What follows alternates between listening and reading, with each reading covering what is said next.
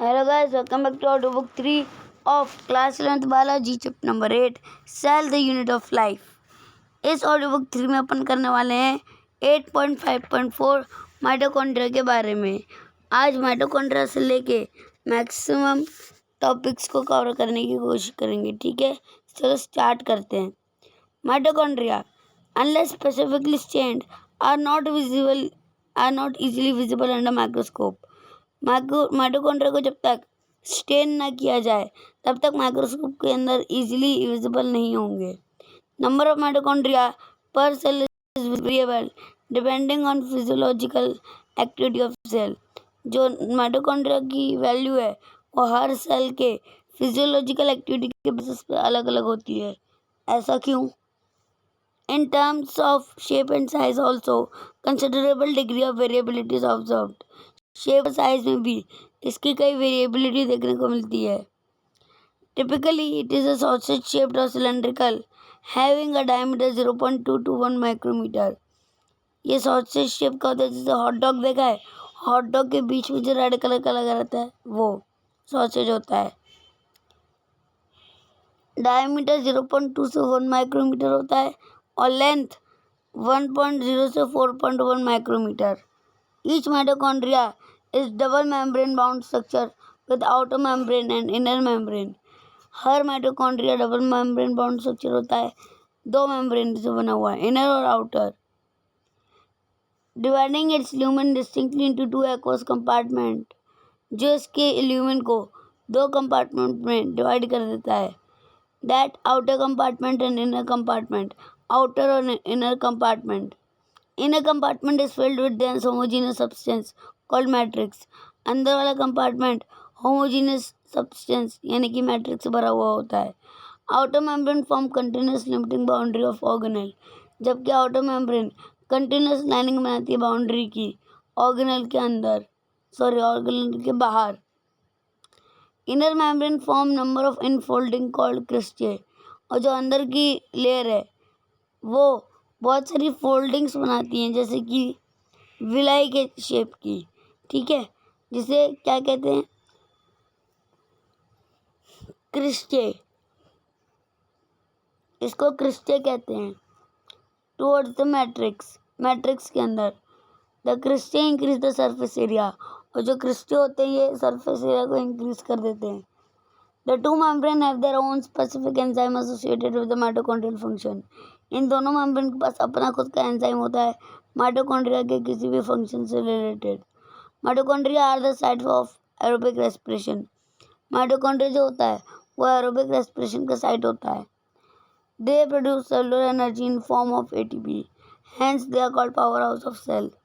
और माइटोकॉन्ड्रिया का काम एनर्जी का प्रोडक्शन करना होता है, इसलिए इसको पावर हाउस ऑफ सेल कहते हैं, जो सेलुलर एनर्जी को एटीपी के फॉर्म में कन्वर्ट कर देता है।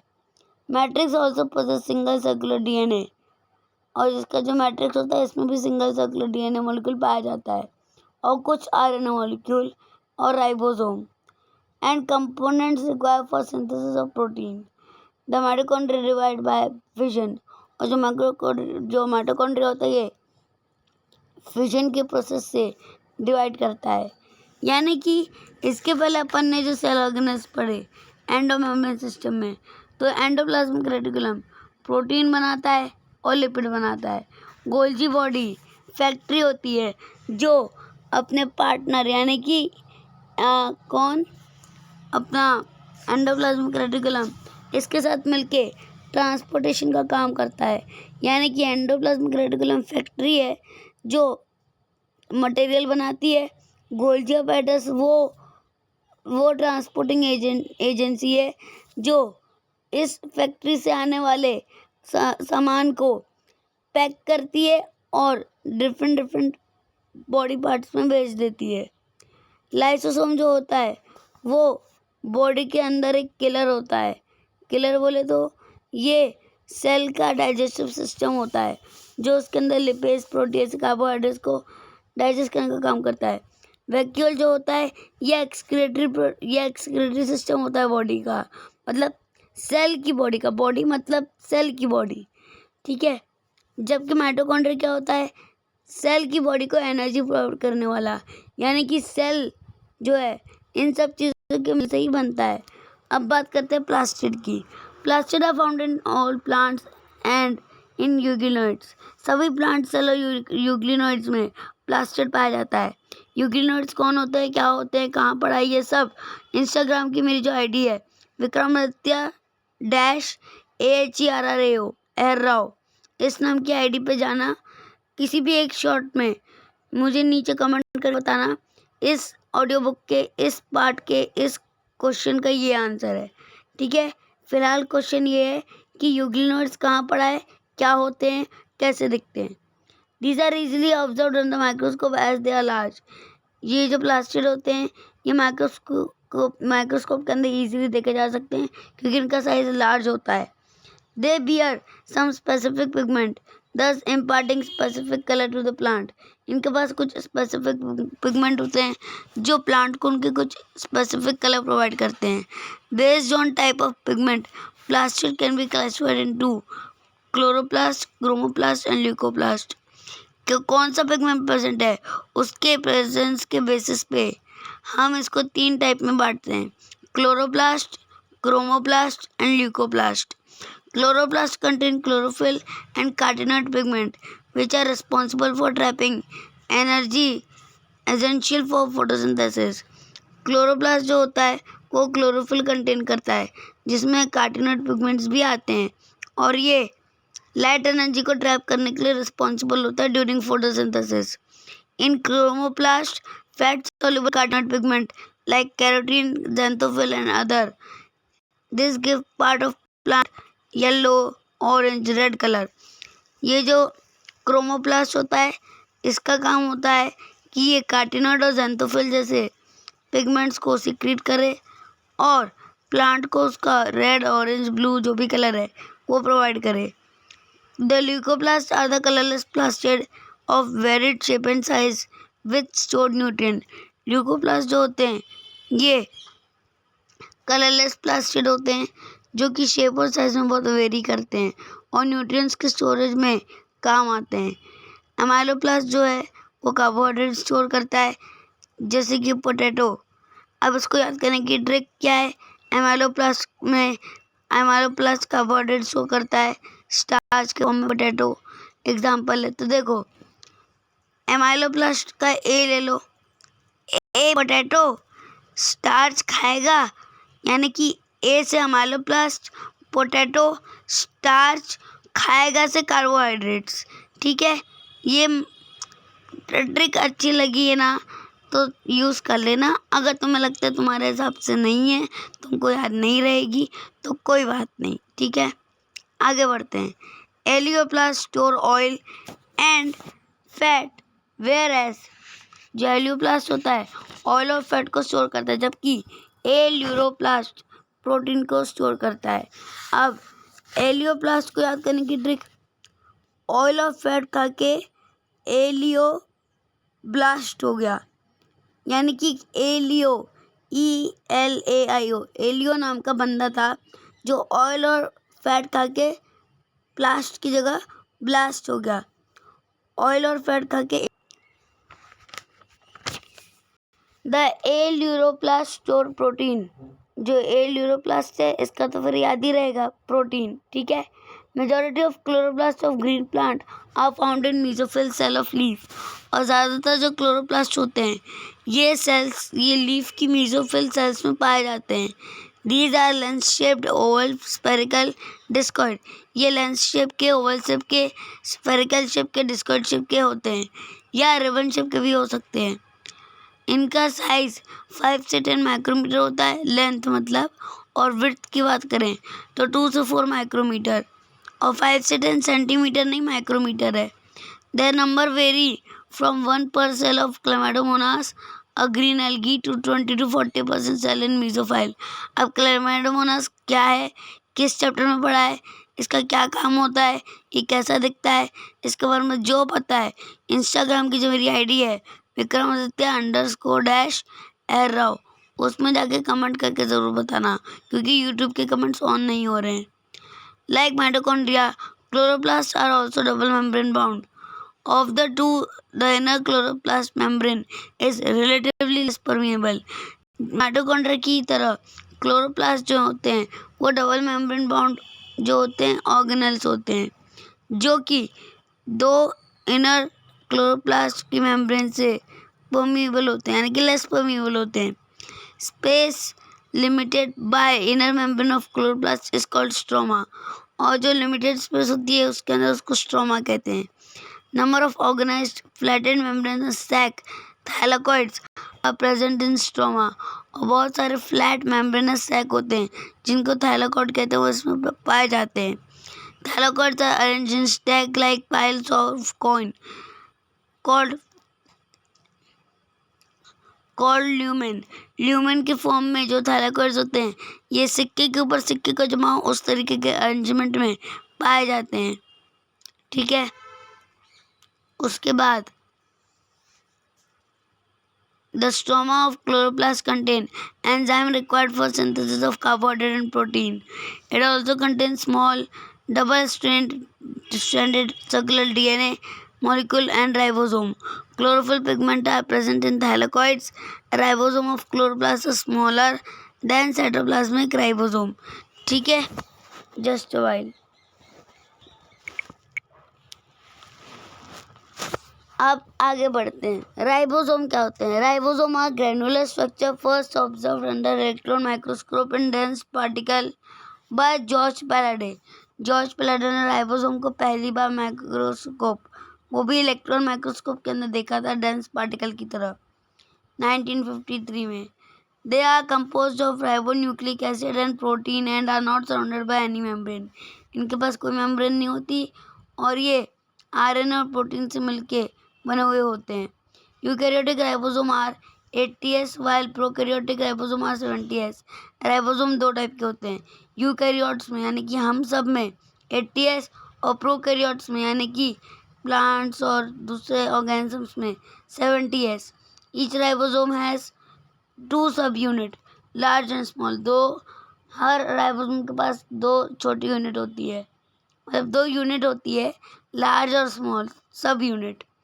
The 2 subunits of 80s ribosome are 60 and 40, while that of 70s are 50 and 30. Here, S. Swedenborg's unit stand for sedimentation coefficient. यहाँ पे S जो अपन कह रहे हैं ना 80s, 40s, 70s, ये S sedimentation coefficient को डिनोट करता है. इनडायरेक्टली ये डेंसिटी और साइज के बेसिस पे राइबोसोम के दोनों पार्ट्स को डिवाइड करता है 80s और 70s. Both 70s and 80s are composed of 2 सब यूनिट्स. और दोनों ही इन 2 सब यूनिट्स के मिलने से बनते हैं. अब बात करते हैं 8.5.7 साइटोस्केलेटन की. An elaborate network of filamentous proteinaceous structure consisting microtubule, microfilament, intermediate filament present in cytoplasm is collectively called cytoskeleton. Microtubule, microfilament और इंटरमीडिएट फिलामेंट के एक कलेक्टिव स्ट्रक्चर को साइटोस्केलेटन कहते हैं. Cytoskeleton cell are involved in many function. इसके कई सारे function होते हैं, such as mechanical support, motility, maintenance of shape of cell. जैसे मैकेनिकल सपोर्ट देना, मोटिलिटी यानी कि चलने फिरने में, और मेंटेनेंस ऑफ सेल शेप यानी कि सेल की शेप को मेंटेन करने में. अब बात करते हैं सीलिया एंड फ्लैजिला की. Cilia and flagella are hair like outgrowths of membrane. किसी भी सेल मेम्ब्रेन के बाहर ये हेयर जैसी आउटग्रोथ्स होती हैं. Cilia are small structure which work like oars causing movement of either the cell or surrounding fluid. Cilia जो होती है ये सेल की या सेल के बाहर जो फ्लूइड है उसके मूवमेंट में हेल्प करती है, जबकि flagella comparatively longer and responsible for sale movement. जबकि फ्लैजिला पूरे सेल के मूवमेंट के लिए रिस्पॉन्सिबल होती है. सीलिया जो है सेल के आसपास के फ्लूइड के मूवमेंट के लिए रिस्पॉन्सिबल होती है, जबकि फ्लैजिला पूरे सेल के मूवमेंट के लिए रिस्पॉन्सिबल होती है. ठीक है, समझ रहे हो. और ये लॉन्गर होती है साइज में सीलिया से. The prokaryotic bacteria also possess flagella, but these are structurally different from that of eukaryotic flagella. Prokaryotic के पास भी flagella होता है, लेकिन eukaryotic के कंपैरिजन में उनका स्ट्रक्चर अलग होता है. Electron microscopic study of cilium और flagellum show that they are covered with plasma membrane. ये plasma membrane से covered रहते हैं. Their core called axonema possess number of microtubule running parallel to long axis. इनके core में एक्सोनेमा होते हैं जिनमें माइक्रोट्यूब्यूल्स पैरेलली अरेंज होते हैं इनके एक्सिस के अराउंड या एक्सिस के along. Axonema usually has 9 outlets of radial arrangement, peripheral microtubule and pair of centrally located microtubule. Axonema के पास 9 doublets radially arranged peripheral tubule होते हैं मतलब microtubule और centrally located pair of microtubules. Such an arrangement of axonemal microtubule is referred to as 9+2 array और इस type के arrangement को 9+2 array कहा जाता है. Central tubule are connected by bridge and is also enclosed by central sheath. Central tubule central sheath के through जो रहता है enclosed रहता है और आपस में bridge के थ्रू connected रहता है, which is connected to one of the tubule of each peripheral outlet by a radial spoke. मतलब कि इनके पास रेडियल स्पोक्स पाए जाते हैं जो इनकी ट्यूब्यूल्स से कनेक्टेड रहते हैं. Thus there are 9 radial spokes, इसलिए 9 रेडियल स्पोक्स पाए जाते हैं. The peripheral outlets are also interconnected by linker और peripheral outlets linkers के थ्रू interconnected रहते हैं. Both the cilium and flagellum emerge from centriole-like structure called basal body. और ये दोनों सीलियम और फ्लैजेला जो हैं तो सेंट्रियोल की बेसल बॉडी से अराइज होते हैं. ठीक है, अब आगे बात करते हैं सेंट्रोसोम एंड सेंट्रियोल्स की. 8.5.9 centrosome is an organelle usually containing 2 cylindrical structure called centriole. Centrosome ऐसा ऑर्गेनल होता है जो 2 सिलेंड्रिकल स्ट्रक्चर सेंट्रियोल से मिलकर बनता है. They are surrounded by amorphous pericentriolar material. ये amorphous pericentriolar material से बना हुआ रहता है, ढका हुआ रहता है. Both the centrioles and centrosome lie perpendicular to each other, in which each has organization like cartwheel. In centriole का cartwheel जैसा organization होता है जो कि एक दूसरे के परपेंडिकुलर जमे हुए रहते हैं. They are made up of 9 evenly spaced peripheral fibril. ये 9 peripheral fibril के tubulin protein से मिलकर बने हुए रहते हैं. Of tubulin protein. Each of the peripheral fibril is triplet. Her peripheral जो fibril है वो ट्रिपल लेयर रहता है. And adjacent triplet are also linked and called hub.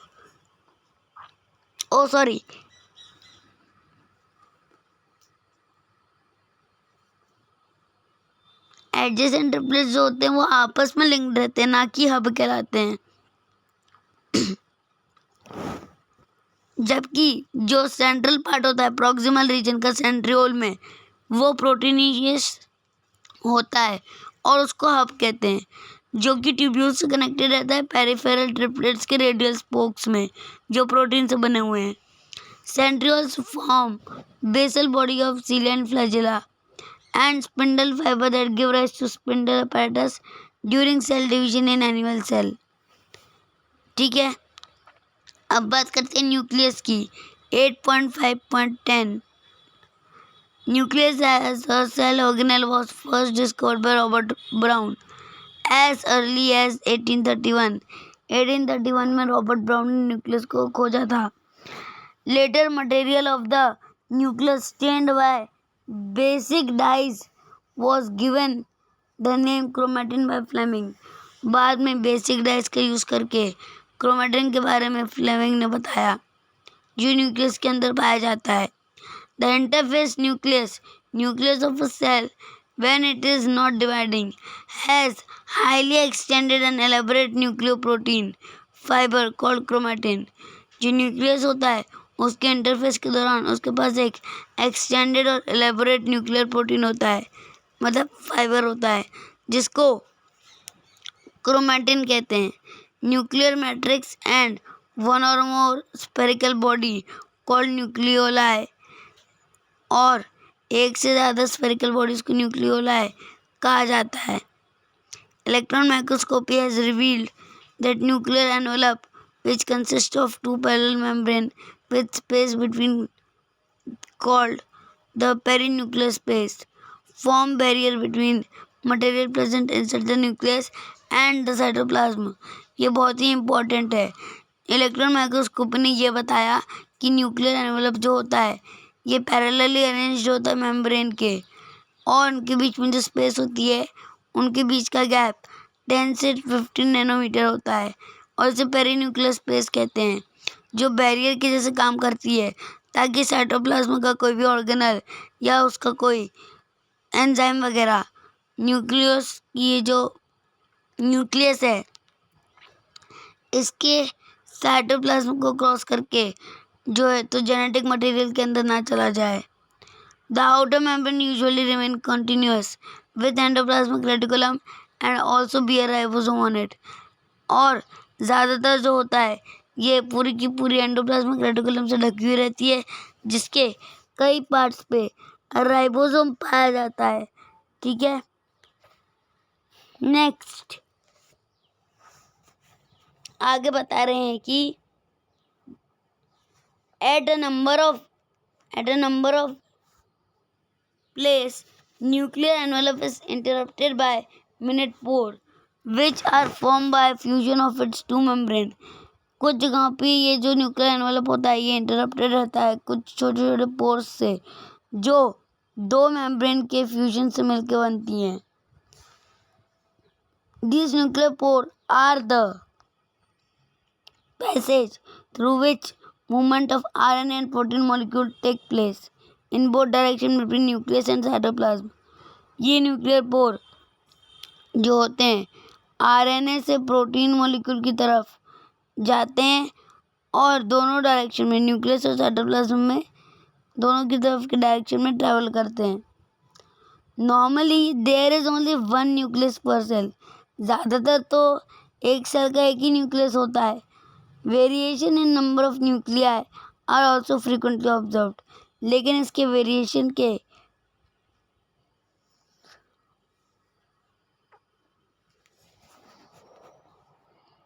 बारे में अभी हाल ही में ही पता चला है।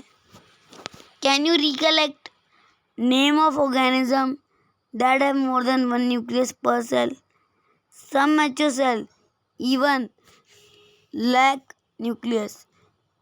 लेकिन कई ऐसी सेल्स हैं जिनके पास न्यूक्लियस ही नहीं होता, जैसे कि red blood cell of many mammals यानी कि erythrocytes of many mammal and sieve tube cell vascular plant. Would you consider these cells as living? अभी तो मुझे बताना है कि क्या ये लिविंग है या नहीं है, क्योंकि न्यूक्लियस किसी भी सेल का ब्रेन होता है। समझ गए? न्यूक्लियर मैट्रिक्स और न्यूक्लियोप्लाज्म कंटेन न्यूक्लियोलस क्रोमैटिन।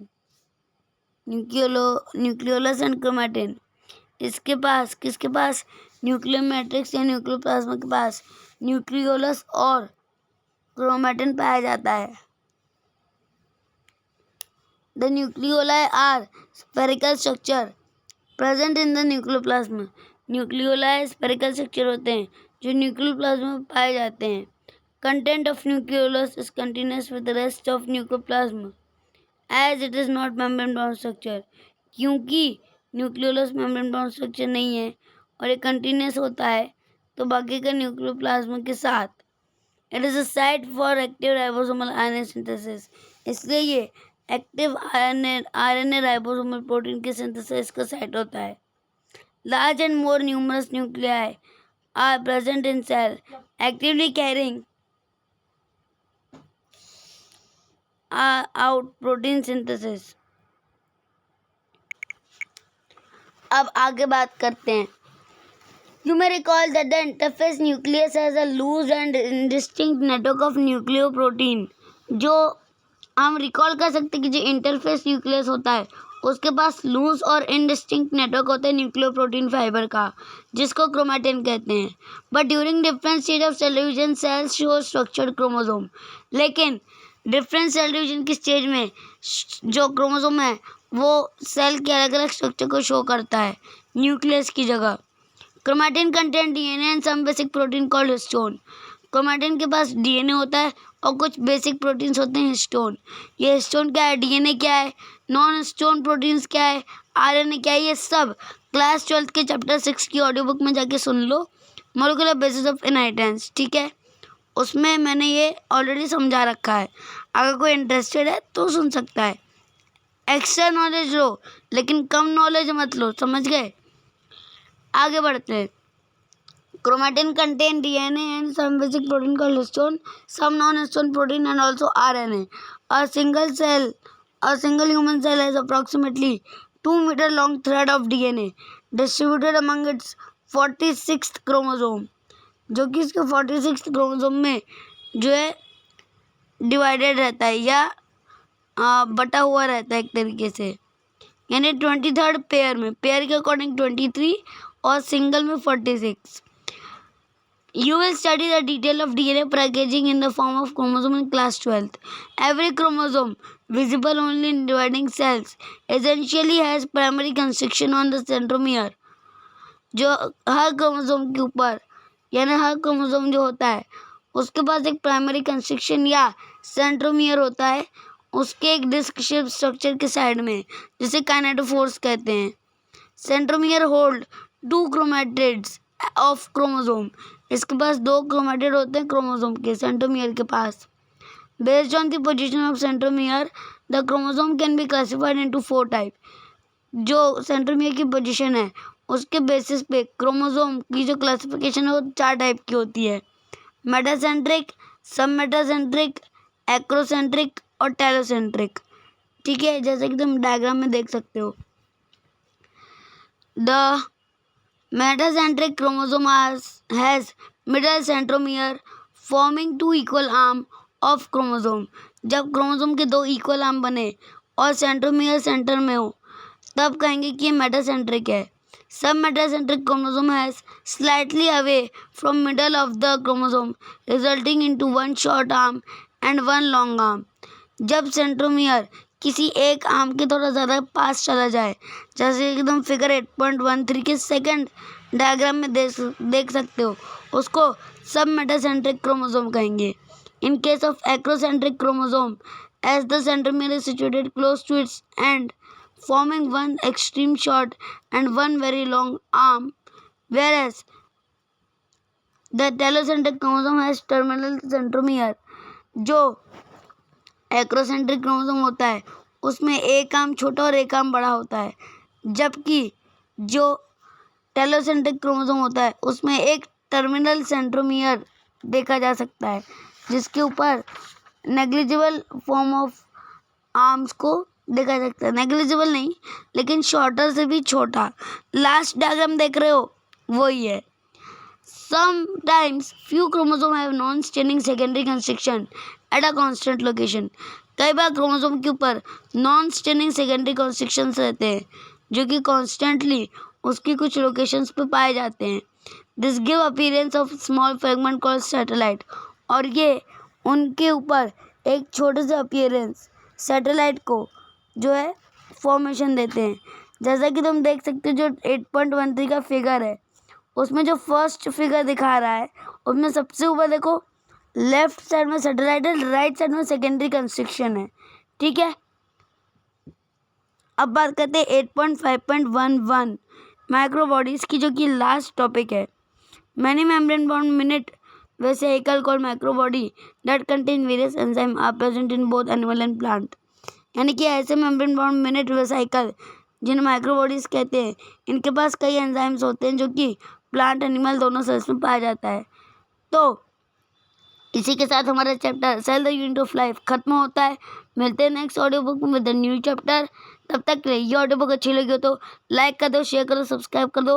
और अगर ऑडियो बुक में कहीं मेरी आवाज़ धीमी या दबी हुई लग रही हो तो उसके लिए माफ़ी चाहता हूँ, क्योंकि मेरा गला थोड़ा सा बैठा हुआ है। फिर भी मैं कोशिश करता हूँ कि मैं ज़्यादा अच्छे से एक्सप्लेन या क्लियर वॉइस में बता पाऊँ। ये थी इसकी लास्ट ऑडियो बुक। मिलते हैं नेक्स्ट ऑडियो बुक की सीरीज़ में विद अ न्यू टॉपिक। और जैसा कि तुम्हें पता है 10 से लेकर 12 तक के साइंस के हर वीडियो लेक्चर्स डिटेल फॉर्मेट में डाल दिए गए हैं। विक्रमादित्य तेरह की प्लेलिस्ट में तुम्हें सब मिल जाएगा। Audio book class 11th, audio book class 12th की प्लेलिस्ट भी बन चुकी है। 11th में कई चैप्टर डल चुके हैं ऑलरेडी, जैसे biological classification, plant kingdom, morphology of flowering plant, structural organisation animal, cell unit of life, biomolecules. और ह्यूमन फिजियोलॉजी की बात करें तो body fluids and circulation and breathing and exchange of gases. जबकि 12th के जो चैप्टर्स डल गए हैं वो है flowering plants, human reproduction, reproductive health, principle of inheritance and variation. मिलते हैं नेक्स्ट ऑडियो बुक में विद न्यू टॉपिक। ये ऑडियो बुक अच्छी लगी हो तो लाइक, सब्सक्राइब, शेयर कर देना। इंस्टा पे मेरी आईडी अवेलेबल है, Vikramaditya -AHERRAO। Thanks for watching. Stay safe, stay healthy, home servant, bye. And like, subscribe and share if you loved the video. Thanks for watching.